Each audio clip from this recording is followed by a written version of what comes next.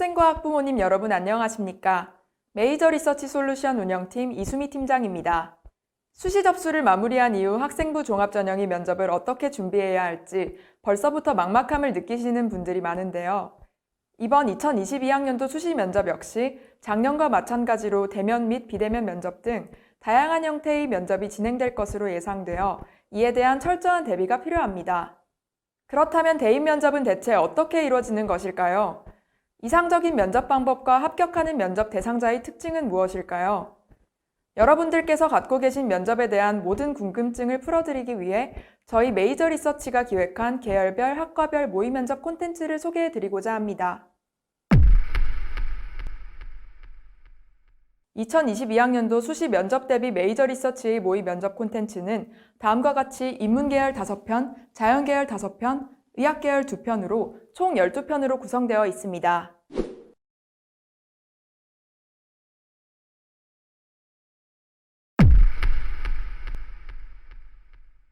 모든 콘텐츠의 면접관 역할은 메이저 리서치 디렉터가 담당하며 면접자 역할은 전년도 입시를 메이저 리서치와 함께한 일반 대학생들이 담당합니다.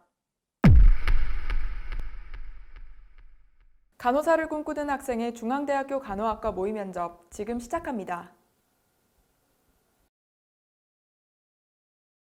안녕하세요. 반갑습니다. 지원자 생기부를 보니 영어 성적이 눈에 띄는데요. 영어 성적이 쭉 1등급으로 높은데 영어 좋아하시나요? 네. 어렸을 때부터 미국, 영국 드라마를 보는 게 취미여서 드라마를 더 부드럽게 이해할 수 있도록 자연스럽게 영어에 흥미를 가지고 공부하는 습관이 생겼습니다. 고등학교 때도 이 습관을 바탕으로 열심히 공부해서 영어 말하기 대회나 영어 캠프처럼 다양한 활동에 참여하려고 노력했습니다. 영어를 좋아하는 게 간호학과에 어떤 도움이 될까요?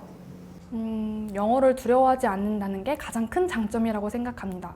물론 일상에서 쓰는 영어 단어와 의학 용어는 다르지만 의학 용어의 대부분은 영어이기 때문에 이를 두려워하지 않는다면 좀 더 재미있게 학습할 것이라고 믿습니다. 그리고 간호학과 관련하여 최근 해외 트렌드를 파악하는 데도 유리할 것이며 지식 측면에서도 해외 저서나 영어로 적힌 학술지를 공부하는 데 도움이 될 것입니다. 그러면 고등학생 때 실제로 해외 이슈를 공부한 경험이 있을까요? 최근 4차 산업혁명 시대의 흐름에 걸맞게 간호사 로봇이 등장했습니다. 이집트에서는 의료진의 코로나19 노출을 막기 위해 로봇 간호사 시라 03을 도입했습니다. 이 원격 간호사 로봇은 환자의 체온을 재고 입안에 면봉을 넣어 코로나19 검사를 실시하고 체열과 심전도 검사 등 다양한 작업을 수행합니다. 또 미국 매사추세츠에서는 스팟이라는 강아지 로봇이 진료 전 환자의 바이털 사인을 체크하는 것을 돕는다고 합니다. 로봇팔을 원격 수술에 활용하는 사례는 알고 있지만 이처럼 로봇이 간호사의 업무 영역도 도울 수 있다는 점이 새로웠습니다. 코로나19와 같이 전염성이 강한 질병을 다루어야 하고 의료진이 부족한 상황에서 로봇의 도입은 긍정적인 효과를 낳을 것입니다. 그렇게 되면 간호사가 결국 로봇으로 대체되지는 않을까요? 물론 로봇이 간호사가 할 수 있는 다양한 업무를 보조할 수 있는 것은 사실입니다. 하지만 간호라는 행위는 약물을 투여한다거나 어떤 처치만 하는 단순 업무가 아니라고 생각합니다. 환자의 신체 상태는 물론이고 심리적, 사회적인 측면에서 나타나는 욕구들도 판단하는 전인 간호를 실시해야 하는데 이런 부분들은 로봇이 대체할 수 있는 부분이 아니라고 생각합니다. 또한 현재 간호사의 역할도 많이 확대되고 있습니다. 기존에는 간호사의 활동 영역이 병원으로 국한되어 있었다면 현재에는 지역사회 곳곳에서도 질병 예방을 위해 많은 일들을 하고 있습니다. 이러한 흐름으로 미루어 보았을 때 로봇이 인간을 대체한다기보다는 로봇과 인간이 공존하는 방향으로 발전해 나갈 것이라고 생각합니다. 간호학에는 여러 분야가 있는데 이 중에서 지원자가 관심 있는 분야는 어떤 게 있나요? 저는 노인 간호학에 관심이 있습니다. 고등학교 때 요양원에서 봉사활동을 하면서 할머니, 할아버지들과 더 원활하게 의사소통을 하기 위해서 방법을 찾아보다가 노인 간호학의 내용을 일부 참고하여 도움을 받은 적이 있습니다. 처음에는 높고 크게 말하는 것이 마냥 도움이 될 줄 알았는데 자음을 또박또박 말하고 고음보다는 중과 저음을 활용한다는 지침을 공부하고 나서는 봉사 때 그렇게 행동할 수 있도록 노력하였습니다. 또한 여러 통계를 보면 우리나라는 아마 2025년 즈음 초고령 사회를 진입한다는 전망이 있습니다. 모두가 늙는 과정을 피해갈 수 없는 만큼 노화와 관련해 신체적, 심리적, 사회문화적 변화 등을 잘 파악하고 이해하면서 노화에 대처하는 것이 중요하다고 생각합니다.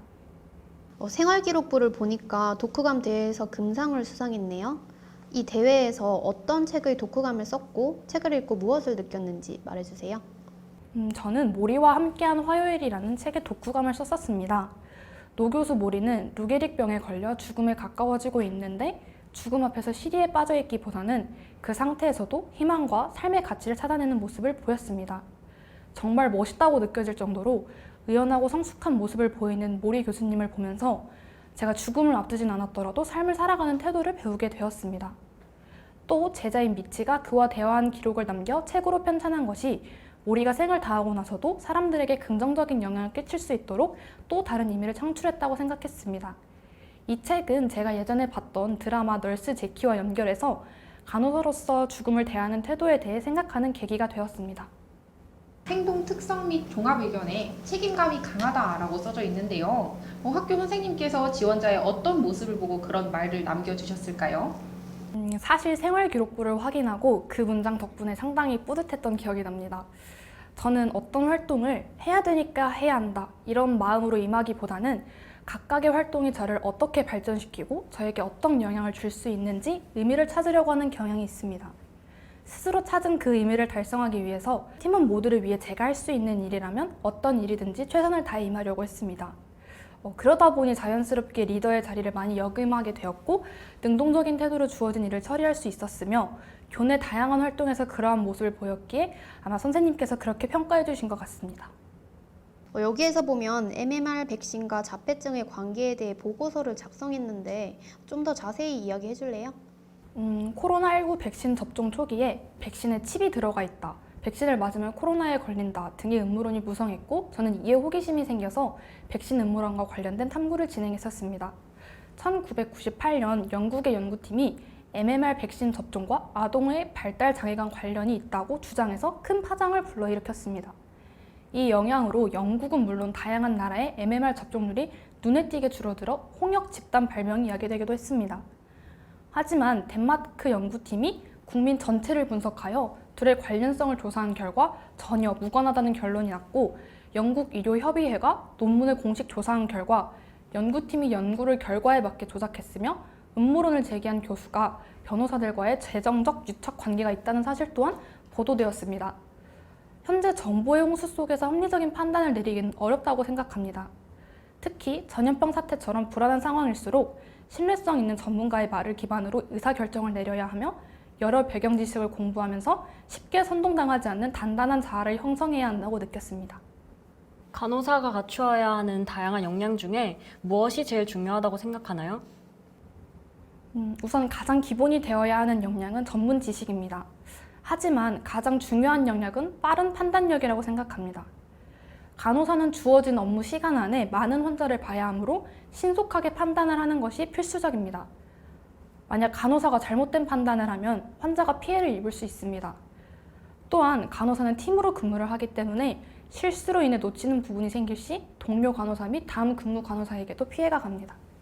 따라서 기본적인 지식을 갖춘 이후 그를 기반으로 위급한 상황에서도 어떤 처치를 해야 할지 빠르게 판단하는 능력이 매우 중요하다고 생각합니다.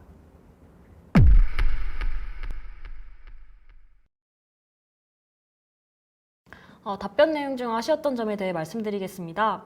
첫 질문에서 영어 성적을 물어본 의미가 대학 입학 후 영어가 어떤 도움이 될지를 내포한 것이었는데 그런 부분의 답변이 조금 아쉬워서 추가 질문을 하게 되었습니다. 대부분의 질문에서 면접자 본인이 지원한 학과와 연결시킬 수 있는 답변을 준비하는 것이 좋을 것 같습니다. 해도 중 아쉬웠던 점 말씀드리겠습니다. 면접관을 두루두루 보려고 하는 노력은 좋았으나 시선이 다소 산만한 것이 아쉬웠습니다. 특히 면접자가 지원자의 답변을 듣다가 서류를 보는 등 다른 행동을 할 때 시선이 많이 흔들렸습니다. 실제 면접에서도 면접관이 지원자의 답변을 듣다가 다른 행동을 하면 나에게 집중하는 것이 아닐까라고 생각하면서 당황할 수도 있습니다. 이에 대비하기 위해 면접관이 시선을 피하더라도 남은 문장을 꾸준히 차근히 이어나가는 연습을 하는 것이 중요합니다. 답변 내용 중 매력 포인트 말씀드리겠습니다. 네 번째 질문에서 간호사가 결국 로봇으로 대체되지는 않을까요? 라는 다소 예리한 질문에서 지원자가 평소 알고 있었던 사실을 근거로 일봉요연하게 자신의 의견을 정리한 점이 매력적이었습니다. 이러한 질문에서는 자신의 주장에 뒷받침되는 내용을 포함해서 답변해 주시는 것이 중요합니다. 또한 5번째 질문에서 간호학의 여러 분야 중 관심 있는 분야를 물었는데 지원자는 단순히 어떤 분야가 관심이 있다라고 말하는 데서 그치지 않고 요양원 봉사활동 경험을 통해 어떤 것을 느꼈고 그리고 통계적 표현까지 곁들인 점이 좋았습니다.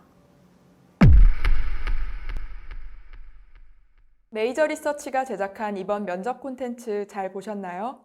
대입, 짧은 면접에서 승부가 나는 만큼 철저한 대비가 있어야 합니다. 면접을 겪어본 사람과 면접을 겪어보지 않은 사람은 엄청난 차이를 보입니다. 메이저 리서치에서는 학생에게 최적화된 온오프라인 통합형 면접 솔루션을 운영하고 있습니다.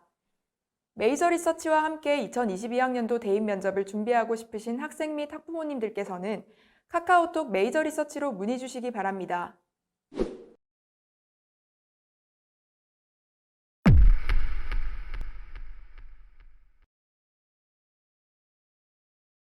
작년에 이제 수능 최저도 따로 준비를 했던 것으로 기억을 하는데 혹시 올해 수시 원서 접수를 끝내고 이제 수능 최저를 조금 준비를 하거나 아니면 정시까지 멘탈을 잡아야 되는 친구들한테 해주고 싶은 말이나 팁 같은 게 있을까요?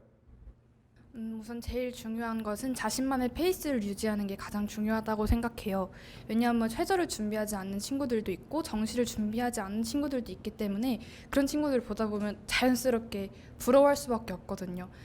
눈 딱 가리고 이제는 자기의 목표만 보고 달려가는 것이 가장 중요하고 너무 힘들 때는 위시리스트를 작성하는 것도 추천드려요. 저 같은 경우에는 너무 힘들어서 수능 끝나고 이거 해야지 저거 해야지라고 위시리스트를 작성한 게 한 100개 정도 되는데 나중에 끝나고 그걸 보고 이루었을 때 그 성취감은 정말 말로 형용할 수 없더라고요. 그래서 저는 위시리스트 작성하는 것 또한 추천드립니다.